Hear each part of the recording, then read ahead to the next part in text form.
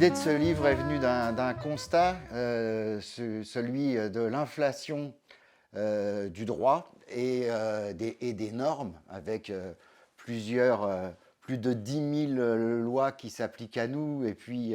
semble-t-il, jusqu'à des centaines de milliers de décrets, et puis du constat de la montée en puissance de groupes de minorités actives qui avaient tendance à revendiquer non pas des droits généraux pour l'ensemble de la population, mais des droits particuliers, et à véhiculer à travers ces revendications des aspirations identitaires, ce qui m'a semblé nouveau. Et je me suis posé la question de savoir qu'est-ce que ça pouvait signifier, cette évolution sur un plan idéologique, et en particulier si ça n'avait pas quelque chose à voir avec la mise en place de l'ordre productif néolibéral tel qu'on le connaît, même si aujourd'hui il est en crise, et à se demander si ce n'était pas un effet du néolibéralisme qui s'exprimait à travers ces revendications parcellaires, si ce n'est parcellitaires, pour reprendre l'expression d'Alain Caillé. Donc j'ai tenté de me livrer à une analyse des relations entre des droits nouveaux tels qu'ils pouvaient émerger et leur inscription dans le droit général, avec une mise en perspective historique, et à voir si les déterminants socio-économiques pouvaient être des éléments d'analyse dans la manière dont les droits se sont inscrits dans le droit. Alors pour ce faire, je suis remonté brièvement à l'émergence du droit contemporain, c'est-à-dire à la Révolution française. Révolution française qui est elle-même le produit d'une lutte de classe entre la classe ascendante, c'est-à-dire la bourgeoisie, et puis évidemment ses alliés, en l'occurrence, qui étaient la paysannerie, le petit commerce, l'artisanat, et puis des formes de travail ouvrier qui pouvaient déjà exister. Cette lutte de classe qui a été acharnée, comme chacun sait, et même sanglante, et qui a permis de libérer les forces productives et de mettre en place, de substituer à la figure traditionnelle organiciste celle de l'individu librement associé, tel qu'on le, à travers comment dire, un système politique démocratique, tel qu'on peut le connaître dans la Déclaration des droits de l'homme et du citoyen. Euh, donc dans ce droit nouveau, il y a une particularité, c'est que il se présente comme un droit naturel, c'est-à-dire découlant de principes intangibles. Et jusqu'à aujourd'hui, c'est comme ça qu'il a été argumenté. Même s'il y a eu dès le début des oppositions. Alors de la part des conservateurs, bien évidemment, qui pensaient que l'individu n'était pas trouvable à l'échelle je dirais, entomologique, si je puis dire, c'est-à-dire n'était pas trouvable comme unicité dans la nature. Et puis une critique marxiste qui a souvent constitué à opposer des droits formels avec des droits réels. Ce droit est basé principalement sur la liberté d'agir. C'est-à-dire qu'en fait, il autorise, moyennant certaines conditions, qui sont principalement de ne pas nuire à autrui pour faire vite, il incite et il permet de faire un certain nombre de choses, et c'est formulé avec cette approche-là. Voilà. Alors, il a été lui-même percuté par une poursuite de la lutte des classes avec la classe émergente, avec le développement du capitalisme, c'est-à-dire la classe salariale, et il a pour particularité d'avoir finalement admis l'existence implicitement de la lutte des classes et de l'avoir intégrée, alors à travers la reconnaissance laborieuse et qui a mis fort longtemps du syndicalisme, avec beaucoup plus tard l'émergence, l'arrivée des conventions collectives, donc qui sont une forme d'énonciation du droit par un accord entre ce qu'on appelle les partenaires sociaux, qui voudraient mieux sans doute appeler des interlocuteurs sociaux, et puis l'arrivée du droit de grève. Alors le statut du droit de grève est très intéressant, parce que le droit de grève, c'est le droit, finalement le droit constitutionnel, de perturber la marche du système par une action directe des salariés, moyennant le fait qu'elle soit encadrée, c'est-à-dire qu'elle se déroule selon certaines modalités prévues à l'avance, alors que ça peut varier avec l'époque, mais il y a un principe, semble-t-il, intangible, c'est que les revendications doivent rester des revendications à caractère économique et ne pas se transformer en revendications politiques pour que ce droit puisse exister. Néanmoins, c'est un droit qui énonce lui aussi une liberté d'agir, qui est la liberté de s'organiser pour contester la manière dont le système fonctionne au jour le jour. Alors les choses ont pris un tour un petit peu différent après la Seconde Guerre mondiale, puisque pour le coup le rapport de force entre les salariés et le capitalisme était tout à fait en faveur des salariés. Pour prendre que l'exemple de la France, compte tenu de la manière dont la majorité du patronat avait collaboré, évidemment, ils étaient hors circuit à la libération, donc le rapport de force était en faveur des salariés. Il y avait aussi l'émergence du poids stratégique de l'Union soviétique. Et tout ça va amener à l'arrivée d'un nouveau type de droit qu'on appelle, que les juristes appellent les droits créances, alors qui se distingue des droits préexistants dans le sens où il ne s'agit pas de demander la liberté de faire quelque chose, il s'agit d'exiger quelque chose de l'État. Voilà. Alors les partisans les plus convaincus du libéralisme sont tout à fait hostiles à ces droits créances parce que selon eux, ce sont de faux droits puisqu'ils portent atteinte à la liberté. C'est-à-dire que si vous exigez de l'État que l'État vous verse une prestation, ça veut dire que vous contraignez d'autres personnes, d'autres citoyens à la financer, et ce faisant, vous reniez leur liberté individuelle. Alors, après la guerre, évidemment, les droits de créance la revendication des droits de créance est très puissante. Elle figure dans la Déclaration universelle des droits de l'homme, et je montre la manière dont elle a pu émerger dans le préambule de la Constitution de 1946, et ensuite être légitimée, c'est-à-dire être intégrée dans le bloc constitutionnel à partir de 1958 et avec voilà, la constitution de la Ve République telle qu'on la connaît aujourd'hui. Alors ces droits de créance, c'est des droits qui vont être comme le droit au travail, par exemple, le droit à l'éducation, le droit à la santé, c'est-à-dire qu'on va exiger de l'État le fait de pouvoir accéder à tous ces droits. Voilà. Il y a eu des droits ensuite, mais qui ont été peu appliqués. Donc je passe rapidement ce qu'on appelait des droits de troisième génération, droit à l'environnement, à la paix, etc. Mais ça, ce n'est pas du tout stabilisé sur un plan juridique pour le coup. Et aujourd'hui, on voit apparaître des droits de quatrième génération avec des débats sur, par exemple, le fait de pouvoir donner une personnalité juridique à la nature, voilà, à des fleuves, etc., de manière à supposément les protéger.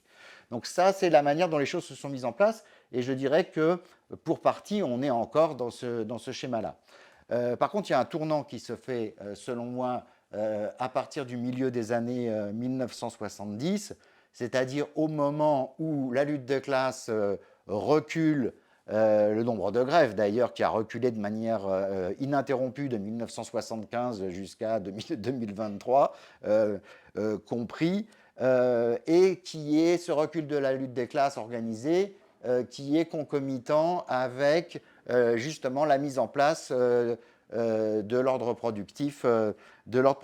néolibéral. Et du point de vue des droits, j'identifie un point de bascule avec quelque chose qui était un peu en trompe-l'œil, sur lequel je développe un peu, qui est la mise en place du revenu minimum d'insertion, l'ancêtre de notre actuel revenu de solidarité active, et qui a été, si vous me passez l'expression, a été vendu comme un droit créance, c'est-à-dire qu'on allait pouvoir obtenir quelque chose de l'État pour les gens qui étaient dans une situation particulièrement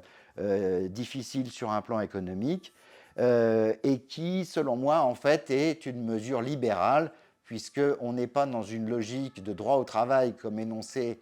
précédemment, comme énoncé par exemple dans le préambule de la Constitution de 1946, ou comme déjà débattu pendant la Révolution de 1848, où il était question de faire entrer le droit du travail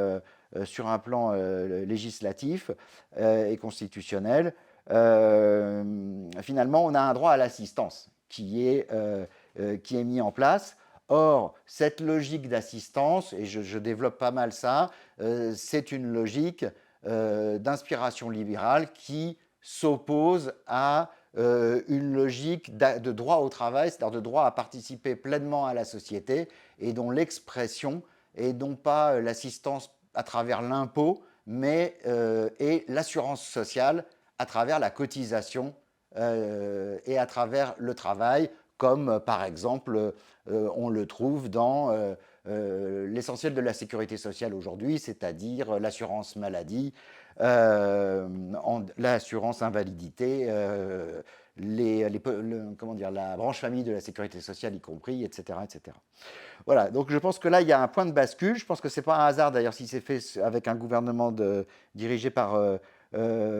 Michel Rocard. Et puis, à partir du septennat de François Mitterrand, comme c'était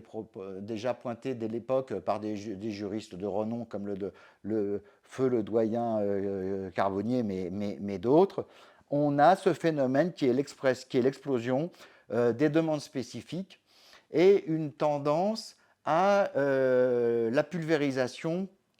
du droit général. Alors je me livre dans le livre à une analyse et à des commentaires sur un certain nombre d'exemples que je ne vais pas détailler dans cette petite présentation. La question du droit au mariage, la question du droit à l'enfant, ou de l'accusation portée à certaines personnes de réclamer un droit à l'enfant, la question de la procréation médicalement assistée pour les personnes transgenres, les questions de droit à la sexualité, les questions d'interrogation identitaire sur la filiation, sur les identités religieuses, sur les origines, et débat tout à fait actuel, l'existence je dirais, d'un droit à la mort, en tout cas prononcé sous la forme d'un droit à mourir dans la dignité. Voilà. Et en contrepartie de cette tendance à la multiplication des revendications, dont certaines sont satisfaites, à des droits pour des groupes spécifiques, se pose la question, en tout cas j'ai posé la question, de l'émergence de nouvelles formes de contrôle social, c'est-à-dire de développement de modes de contrôle de l'État pour la mise en œuvre de toutes ces choses-là, en se posant la question de savoir si cette multiplication des empiètements de l'État et de sa volonté, de son action de contrôle, je ne vais pas lui prêter des intentions, de son action de contrôle constant, n'était pas à mettre en parallèle aussi avec le libéralisme, au sens de l'affaiblissement de la morale commune, qui se basait largement sur des grandes idéologies, dont les deux principales étaient le catholicisme, qui était ultra dominant en France depuis des siècles et qui a commencé à reculer de manière extrêmement spectaculaire à partir de 1965-66, je pense qu'on peut dater assez précisément. Et puis un autre phénomène qu'on peut dater aussi, c'est le recul des idéologies socialistes en général, et le recul en particulier de l'influence du Parti communiste français, qui était le principal parti se réclamant de ce projet de société jusque dans les années 80, 90. Voilà. Dans une avant-dernière partie, j'ai essayé d'analyser tout ça, d'essayer de voir à quel type de phénomène on avait affaire. Donc, j'ai mis en parallèle cet affaiblissement, voire quasi-disparition. Certains parlent d'exculturation concernant le statut du catholicisme en France aujourd'hui, par exemple. Est-ce que ça n'était pas lié à l'émergence, cette fin des méta-récits, comme ça, n'était pas lié à l'émergence d'une nouvelle forme d'idéologie qui se définirait en creux et qui serait l'idéologie victimaire? Voilà, sujet qui a déjà été abordé en sociologie, en particulier par Michel Messu, dont je discute les thèses. J'ai essayé de voir comment est-ce qu'on pouvait mettre ça en parallèle avec des phénomènes d'individuation, sachant que l'individuation a des origines séculaires en tant que processus, alors que l'individualisme est une idéologie tout à fait contemporaine. Donc j'ai essayé de voir dans quelle mesure ces deux phénomènes étaient liés. Est-ce qu'ils étaient simplement concomitants ou est-ce qu'il y avait des effets de convergence qui pouvaient être observés?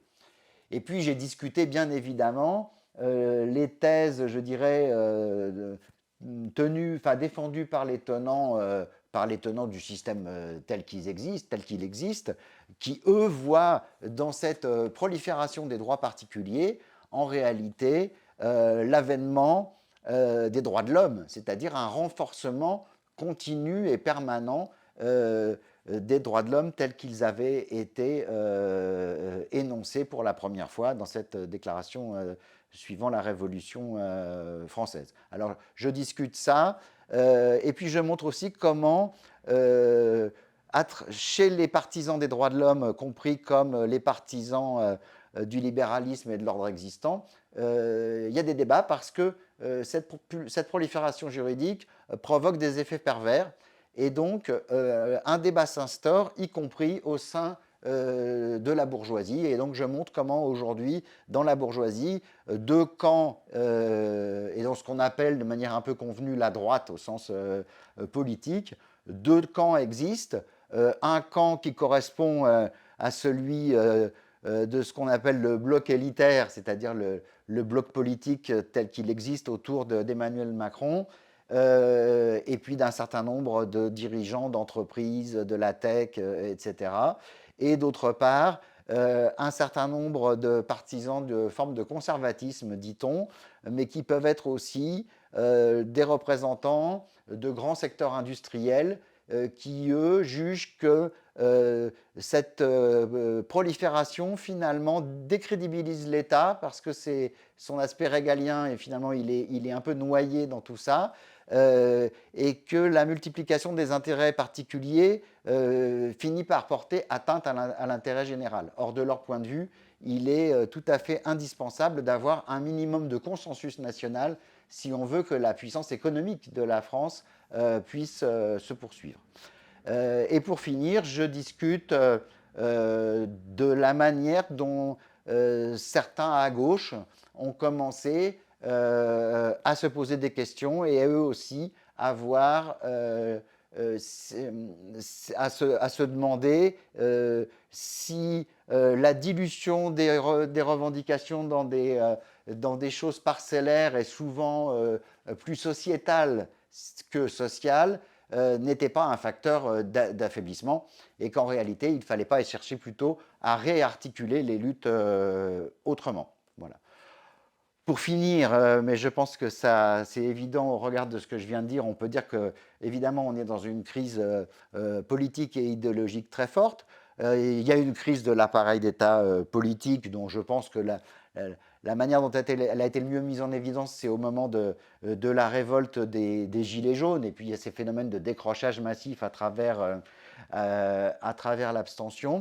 Et j'essaie de voir qu'est-ce qui en sort? Quelles sont les forces de résistance qui peuvent exister, de collectifs? Alors j'ai cité les Gilets jaunes, on pourrait parler du syndicalisme aussi, qui a connu un certain regain après le mouvement contre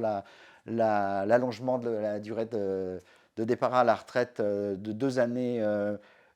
supplémentaires. Mais je montre aussi comment ça se heurte finalement à une confiance maintenue dans l'État. C'est-à-dire que quoi qu'il arrive, c'est toujours, y compris chez des gens qui se prétendent anticapitalistes, c'est toujours vers l'État qu'on va se tourner. Et c'est de l'État tel qu'il est dans l'instant présent qu'on va, et de ses dirigeants du moment, qu'on va finalement attendre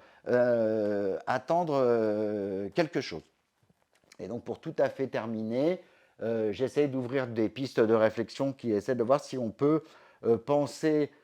en dehors de l'État. Et donc je rappelle, y compris des éléments historiques sur cette vieille histoire dans le mouvement ouvrier et socialiste, qui est le rapport à l'État et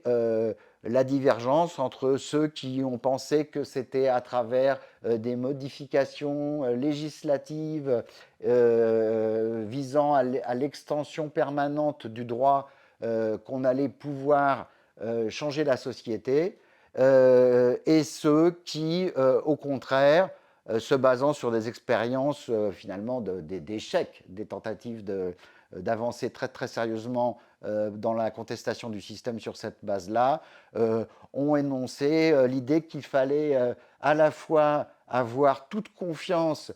dans les capacités juridiques du peuple travailleur, mais dans le même temps que ces capacités juridiques, sa capacité à produire du droit à travers ces luttes, devraient s'imposer alternativement au système juridique existant. Et donc se pose la question de savoir, dans une autre société, qui ne serait pas une société capitaliste, quel serait le statut du droit et le statut de l'État, évidemment, partant du raisonnement que si on pense que l'État doit dépérir, ça veut dire également que le droit doit dépérir à son rythme.